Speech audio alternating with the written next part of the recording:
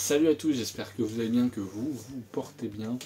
La semaine dernière, on s'est retrouvé sur Débrief Comics, l'émission où je vous débriefe en général de lecture, où je vous ai parlé de Avengers, Zone Rouge et le dernier Deadpool, Lien de sang, je crois, Lien du sang. Aujourd'hui, comme je vous l'avais annoncé, je ne parlerai que d'un seul titre, mais un gros pavé, qui s'appelle Fondu au noir. Pourquoi je vous parle que d'un seul titre? Parce que j'ai pas eu le temps de rattraper d'autres lectures d'ici là, au moment où j'enregistre. C'est pas très grave.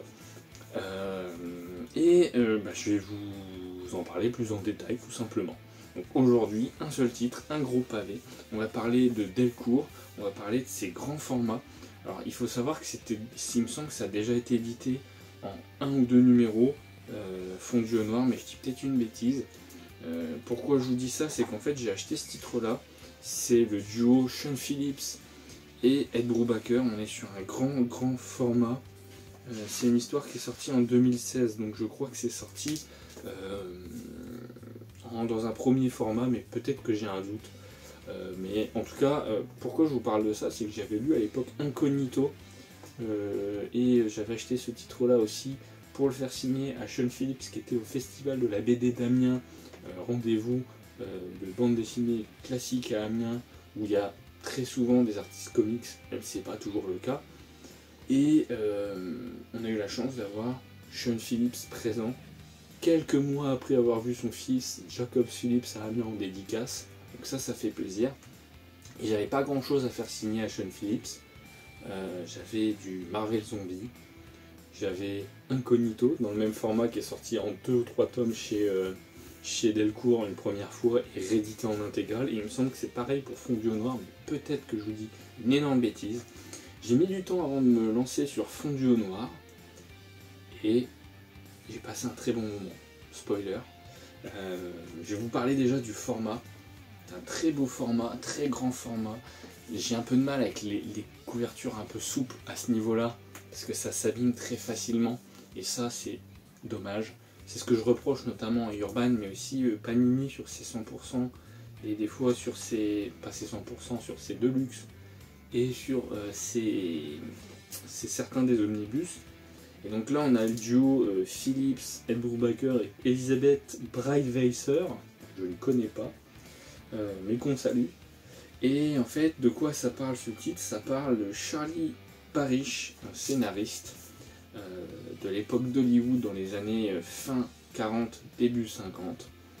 Et en fait, on est dans une période très noire, comme très souvent dans l'ambiance Brubaker-Phillips que j'ai un peu de mal à découvrir.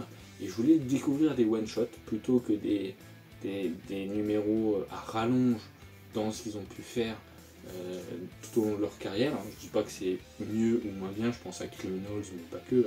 C'est des grandes séries que je lirai peut-être un jour.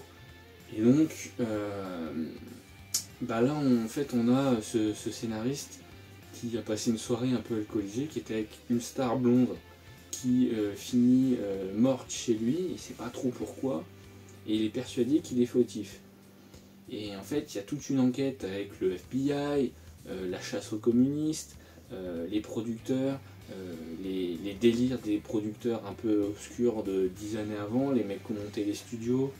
Enfin, il y a toute une enquête, lui il est avec son pote, il est angoissé, il a eu un passé bien avant, et en fait il y a une star qui lui ressemble, qui remplace donc la fille d'après parce qu'elle est morte tragiquement, qui lui ressemble physiquement, et il était déjà amoureux de la première, et il tombe amoureux de la deuxième, enfin bon, tout plein de délires comme ça.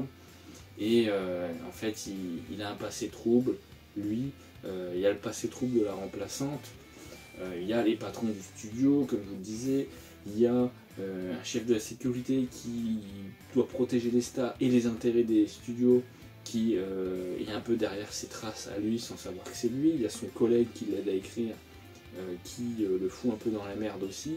Il y a tout plein de choses exceptionnelles qui font que on a du un très bon récit qui se lit très rapidement.